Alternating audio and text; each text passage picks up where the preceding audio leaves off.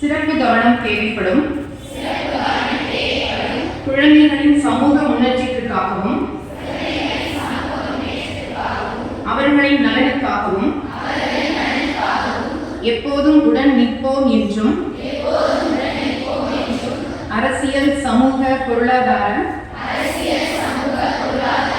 பண்பாட்டு தளத்தில் அவர்களுக்கு இருக்கக்கூடிய சிக்கல்கள் பற்றிய விழிப்புணர்வை உருவாக்க எங்களால் ஆன அனைத்து முயற்சிகளையும் செய்வோம் என்று உறுதி கூறுகிறோம். முழுமையாகவும் சமத்துவத்துடனும் வெற்றிகரமாகவும் மாற்றுத்திறனாளி குழந்தைகள் இங்கு எந்த பாகுபாடும் இன்றி